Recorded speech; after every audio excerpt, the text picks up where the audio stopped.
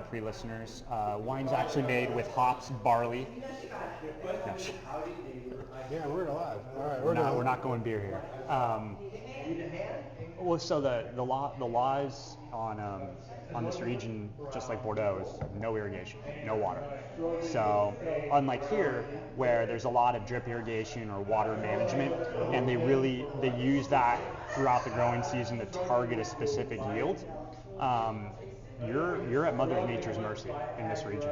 So there may be a really wet season, your yields will tick up. You may have a really hot, dry growing season, so you will have a really small yield. You're really at the mercy of what the weather is during that year.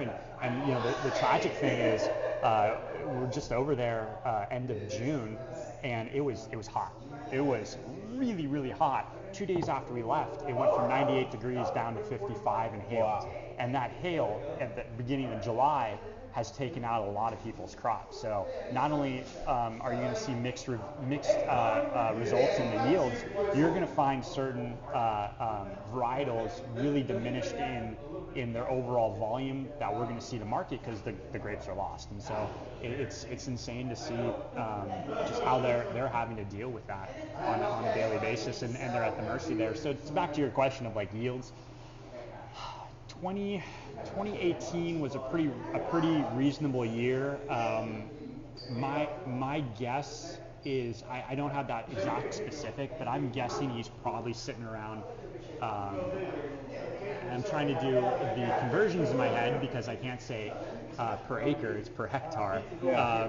So he's looking at hectares a little less than acres. He's looking at a little over 2 3/4 tons per hectare, somewhere in that area for his fruit, and that could vary up or down half a ton or whatever, depending on the weather patterns of that year.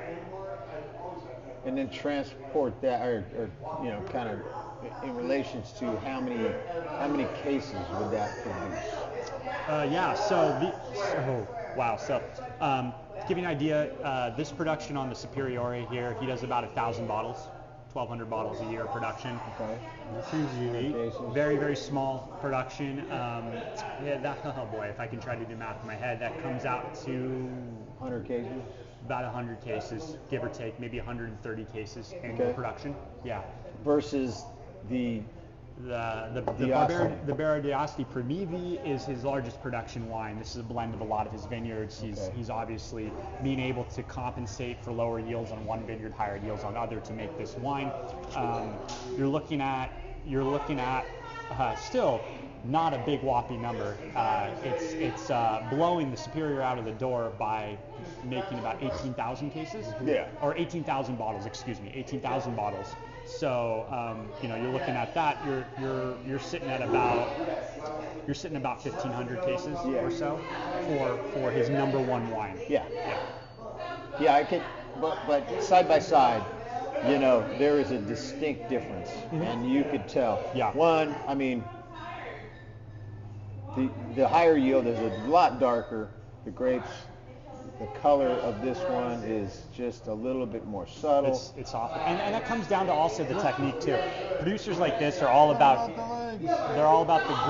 grape to bottle as pure as possible. But there are some things he has to do. So obviously the Barbera d'Asti, the Primivi, his entry level Barbera.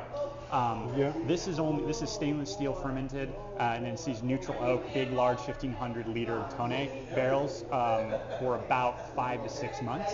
Okay. And so it's not really going to have that oak influence. It's not really going to have that extra color added.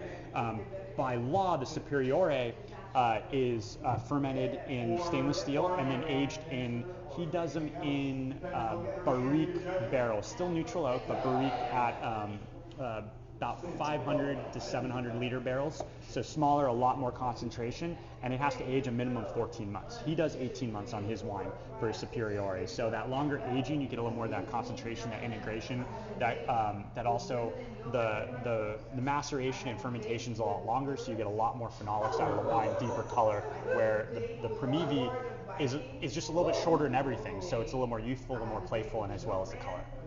Nice.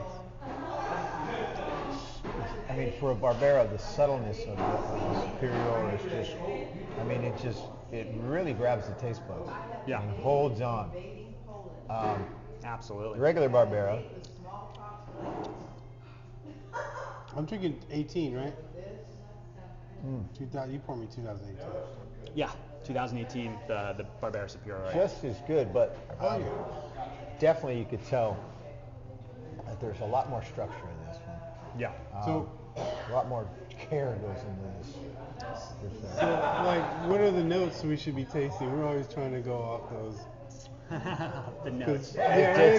It's to each individual. Right? I mean, It's to each that individual. When I was doing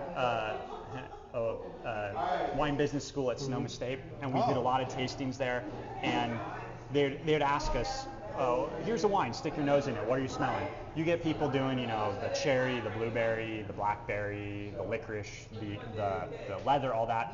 Then you get the people that scream out like wet asphalt or dirty baby diaper, and it's kind of like, what are you sticking your nose or face in that's you're connecting there? So to each their own. You can really smell it if it imparts some sort of memory in childhood, whether it's your mom coming back from the farmer's market and bringing fresh fruit.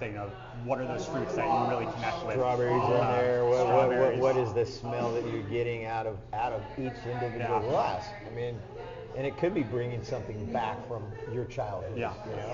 A memory that is, it's either going to be a good one or a bad one, depending on how you taste the wine. Like if the wine is not that good, then it's liable to bring back some pretty bad memories. Dirty baby diapers. Dirty baby diapers or wet asphalt, or wet dog. Yeah. Wet dog. Now, to answer your question, if push comes to shove and I have to give an arbitrary answer here, I get a lot of more blue fruit on this, like your blueberry. I almost get like a pie characteristic to it. Maybe some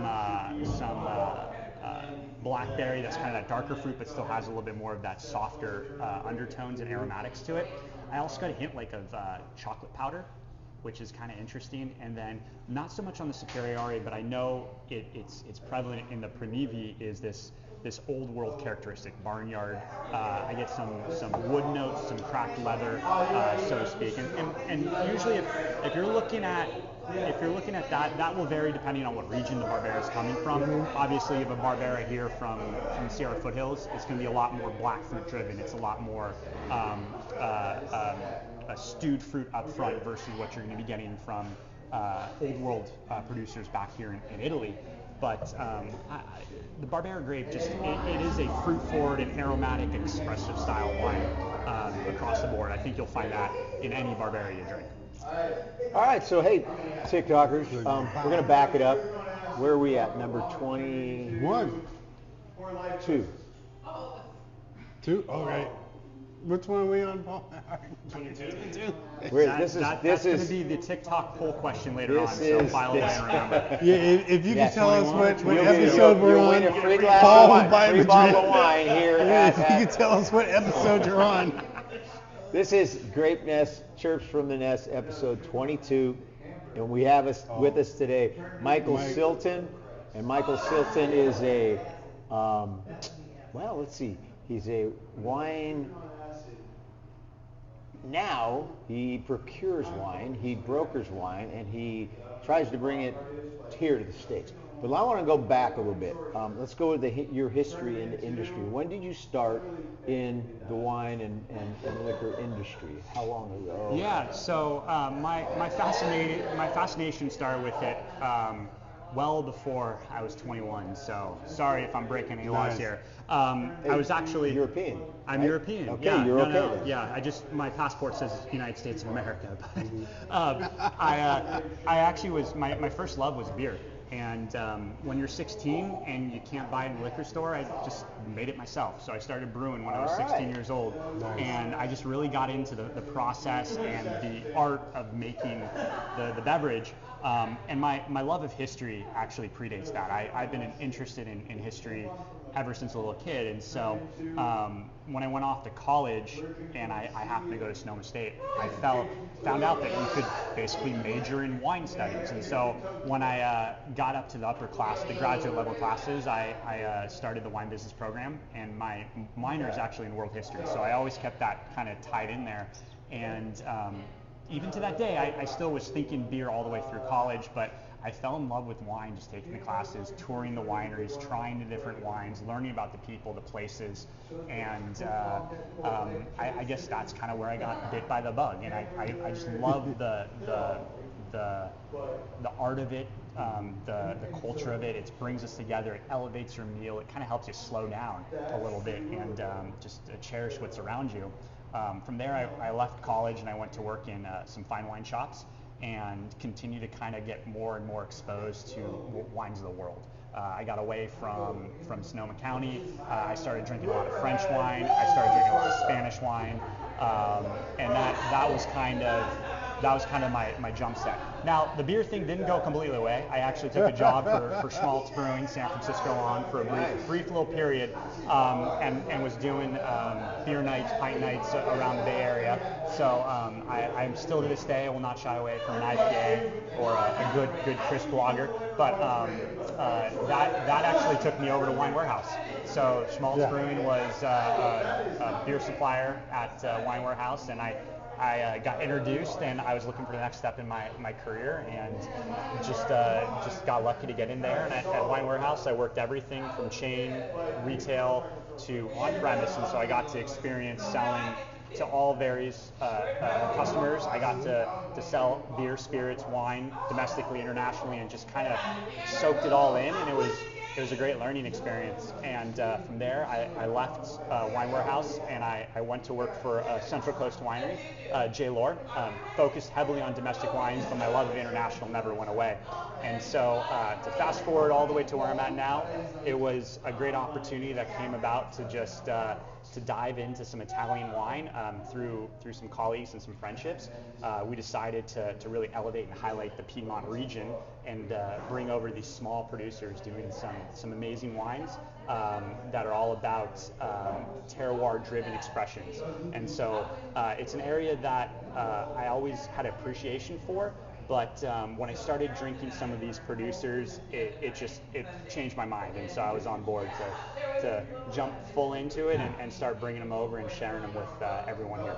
Nice. Okay, so when you talk about the Piedmont region, let's kind of educate the listeners or the people that are out there right now. Piedmont around here in the Bay Area is just a place over here up on the hill near Oakland. So Piedmont region of Italy is in what particular region of the boot? Yeah, Just so to bring some context it's basically, if we're all familiar with our favorite Ugg boots, it is not by the heel, it's up by the fur. So the Uggs. It's Piedmont, or should I say Piemonte, if we want to differentiate from Oakland, is up in the northwest corner of the country. The major town of the area is Turin or Torino. So if that helps put it on the map. I always love to have my terrible sarcasm of, if you're looking at geographically, just north of it is the Alps, the Swiss Alps. To the west is the French. You have Savoy as well as Nice, and then to the east is more angry Italians that they like to separate themselves a little bit from. But that up in that northwest area, just above the sea, so Genoa is the coast area, and then just inland is going to be the area of Piedmont.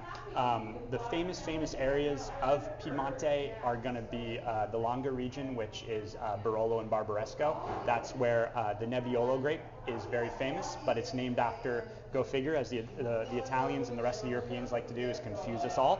They don't like to call it Nebbiolo. They call it by the village it's there. So Barolo and Barbaresco are the two famous villages. They're little communes that produce world-class, exceptional Nebbiolo.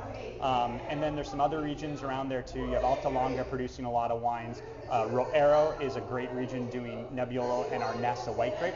And then the two bottles we have in front of us that we've been talking about is from Monferrato. It's kind of Harkening back to here, it's the Sonoma, I think, of the area. They do everything. They have their Barbera is a famous one, Nebbiolo, Frezza, Cortese, Chardonnay, Moscato, on and on and on. So they do a lot of great wines there.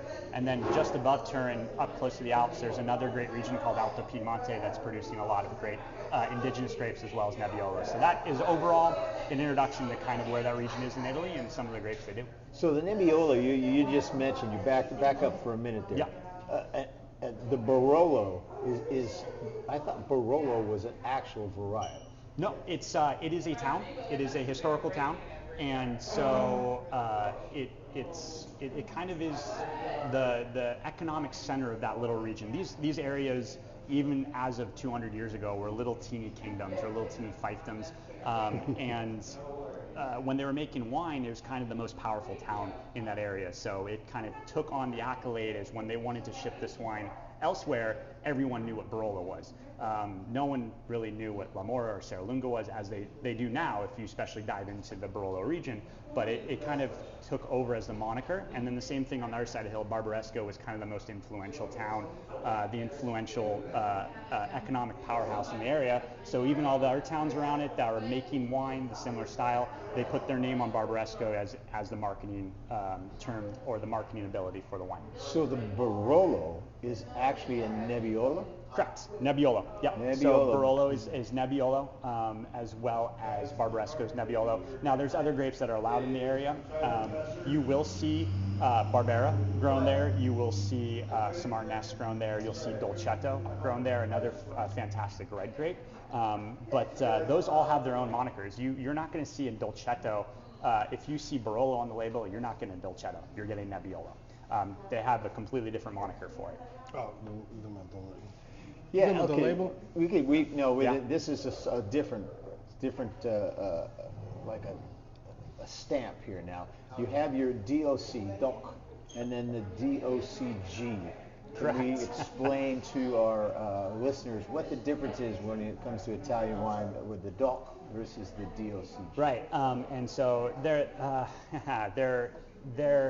essentially levels of quality insurance to the wines. It's something the Europeans have put in place to kind of measure the quality of the wine from, and I hate to say it, price points tied to it a lot, and it's kind of changing these days, but you really see your table wine, and then your IGT or IGP, and then DOC and DOCG as the highest quality, and basically they have guidelines set out for that, and it's a certain area and style of wine that you make, and you have to adhere to those guidelines to get into those wines. The two highest ones, DOC and DOCG, pardon for my French accent because I'm still learning Italian but speak French, but essentially it's Dominio or Origine Controle. Basically the controllable, the dominion of controllable area is essentially what it translates to, and it basically there's rules set there to what grapes you can put in there, what kind of blends you can do, aging, oak regiments, and obviously the vineyards they can come from. So you have to meet a lot of those requirements, as well as adhere to certain crop covers, yields, no irrigation, it's illegal, you can't do that, and the last one is use of actual chemicals and pesticides and all that. So there are regulations in terms of what you're allowed to do, and some of them actually are shockingly not organic practices. They're more there to control a steady year-over-year quality, and not so much on attention to the organics of the vineyard. So that's actually something, especially this producer, Casino Semichele, is really starting to try to push the envelope on keeping these quality statements, but at the same time trying to get chemicals out of the vineyards, make it much more of a sustainable organic practice. Who sets these rules and standards? Italian government. Oh, the government. By government. Yep. Well, it's like so, ABC. Yep, exactly. So, except it's federal, not state. So the Italian government does their own, the French government does their own, the Spanish, the Germans, the Austrians, all of them do their own. And now the English are making wine. I'm sure the English government is going to want to do something about that as well. It's confusing, and they all mean slightly different things. About 5-6 years ago, they came together under the EU to try to standardize the terminology. I think we're all still trying to figure out exactly what it means. Yeah, standards here in the United States are, I mean, like it's like, what is it? Estate bottle, and then you have your organic stuff. But I mean, I don't really think that we go There's no beyond rules that. out here. No, there is. No. I mean, as far as like if you want to call it a Cabernet Sauvignon, or, Yeah. a certain percentage of grape that has to go in there. And if you want whatever region, it can't you want to put Stag's Leap on it, it better be from Stag's Leap. We're blending. Oh, yeah. Yeah, it is a little bit more of the Wild West out here, but there are rules and regulations. The interesting thing that I think we're starting to see here in the United States is what they're doing, and all these terms and stuff like Barolo DOCG is the highest statement. You can make Nebbiolo in Barolo and not have it be called Barolo DOCG, and a lot of it is just protecting the place names. The most famous one that we all know that happened about a decade ago was Champagne basically telling the world you can't call a sparkling wine Champagne unless it's made in Champagne. So that's probably the most relatable term. It's exactly what all these rules and regulations are doing. It's protecting the places, protecting their heritage, their history, their name. And it makes sense. You see a lot of people that shall not be named here who did Red Burgundy or Chianti over here, and they're just using that name as a marketing tool when it may have not actually been Sangiovese or very little Sangiovese. So these things are in place for these regions, these wonderful regions, to protect the great wines they're making. That's super interesting. Yeah, I knew about the Copyright champagne. protection. I know. Everybody right? knows about the champagne. Everyone knows about You Champagne. Yeah. can't steal my Sparkling formula. wine. Right. Yeah. But now people are calling those things méthode champenoise because they're using a particular method. Yeah. All right. So Yeah. you're not really using the champagne name, but Which- it sounds kind of. Which is funny, the Champagne's even cracking down on that. So people are moving to, all right, we'll call it Method Classico. Classic method. So I feel like it's kind of like what is it? The coyote, is it the coyote in the Roadrunner where he just keeps chasing and he's going to keep on moving. So you're never going to catch him, and everyone Champagne will keep tracking down, and they'll find another way to do it. It's like bootlegging. Yeah. But then you get, for lack of a better term, and probably a sore subject, you get Russia who is saying they're calling Champagne, and Champagne's going, well, you can't do it. And he said, no, it's not. It's spelled in Russian. So. Is that a loophole? That's called dictatorship. Right, exactly. Well, I'm not sure if they can make that argument. This happened in like 2018, 2019. So it predates everything that's going on there. But I digress. Everyone finds their ways to get around. Going back to the region where you're importing the grapes from, the town of Asti. Yeah. Now, I'm familiar with Asti, and because I grew up with an Italian mom, not a mother, my second mother, and she would love the Asti Spumante. Okay. Now, is that Spumante, which is a sparkling wine from Italy? Yep. But Asti Spumante was one that was like it was very, very recognizable, at least in her house, because that's the only Spumante she would drink. Yeah. So now, is there a difference between Asti Spumante and any other Spumante? Is it just surely the region is coming from? So humility is a good thing, and I don't fully know the answer to that one. Okay. But I can tell you that Asti Spumante is more or less a Charmat method sparkling wine that's semi-sweet. So it's done to be something you can make quick, you can make a lot of. Typically is with the Moscato grape, and it's a wine that is just really meant to be, your easy everyday sparkling drinker. It's not, there's no complication to it. It's not a very thought-provoking wine, but on a hot day after you've been working the vineyards all day, you just kick that back and you feel like you're $1 million.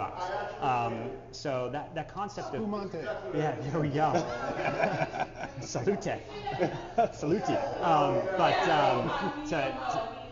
from what I know, that's kind of the origins of it. And you do see Spumante wines made. It's more of just like a lightly sparkling, semi-sweet wine. Asti tends to have championed it, and obviously they do their other Frizzante style with Moscato d'Asti, which is their famous DOCG for it. To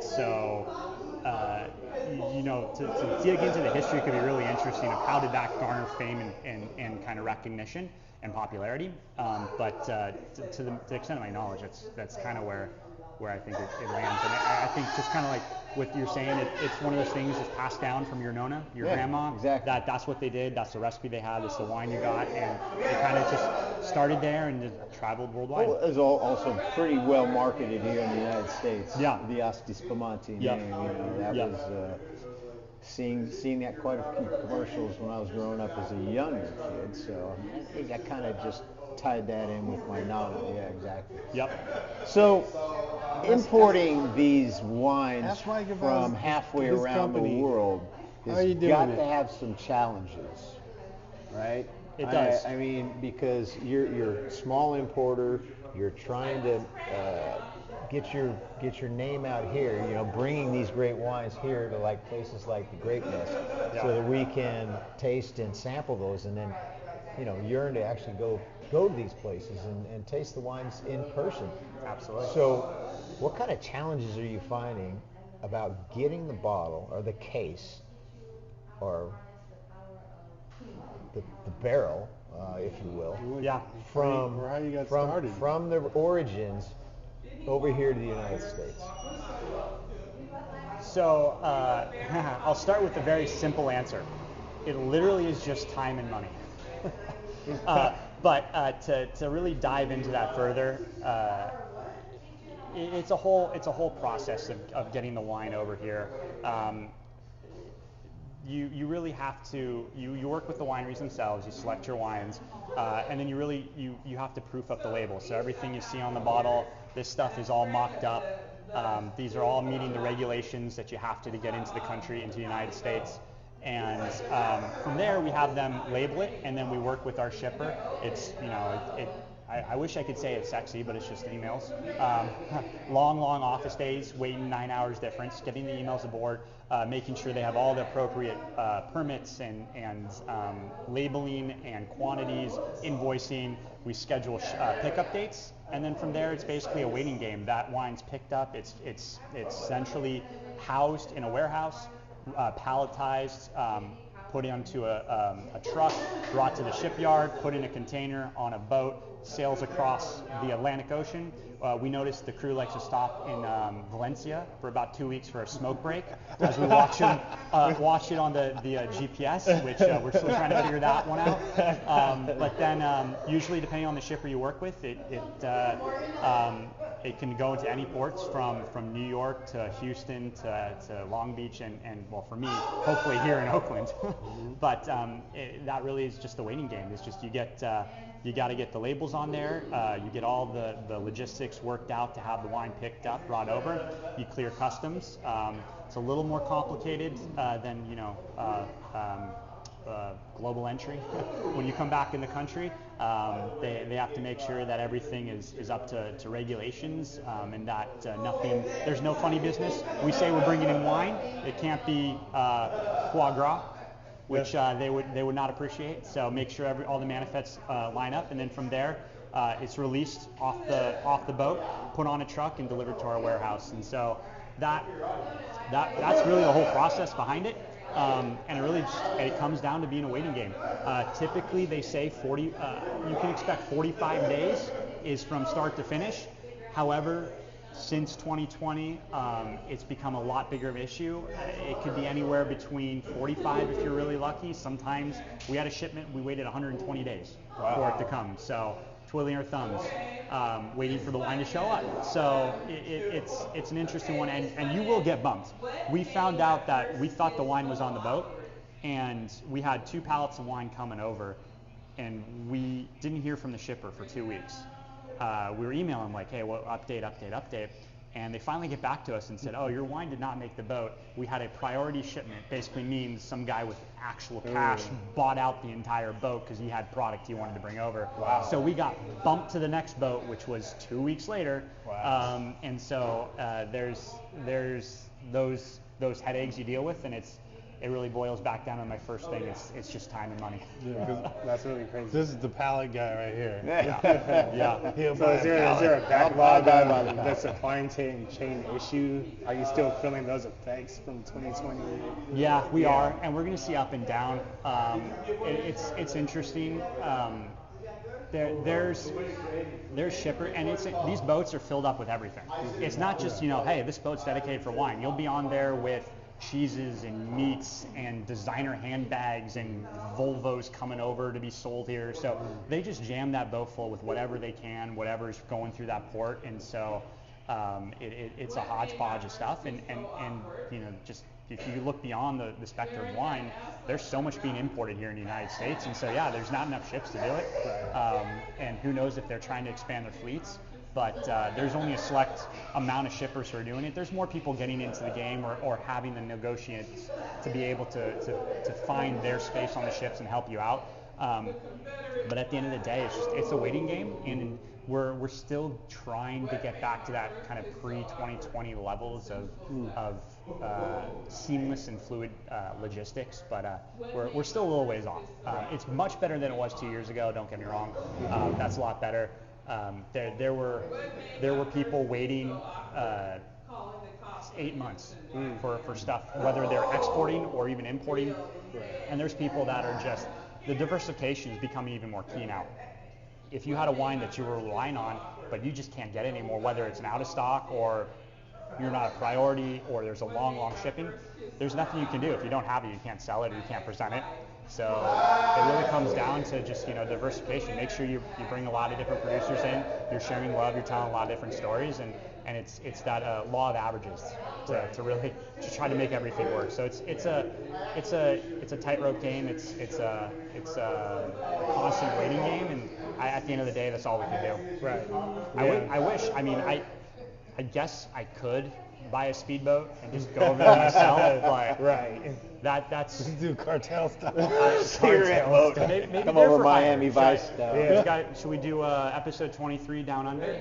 Yeah. South of the border. Let's just go meet some contacts. Let's go. Yeah, Talk hey, to the we cartel. might Exactly. Talk to the We had to cartel. get Elon Musk to dig a hyper tunnel. Oh, Did jeez. you know if you fly under 1,000 feet, you stay under the radar? So can we borrow your Absolutely. airplane, please? Oh wow! All right, now we know. For all the YouTubers. But they're tracking Elon Musk's airplane.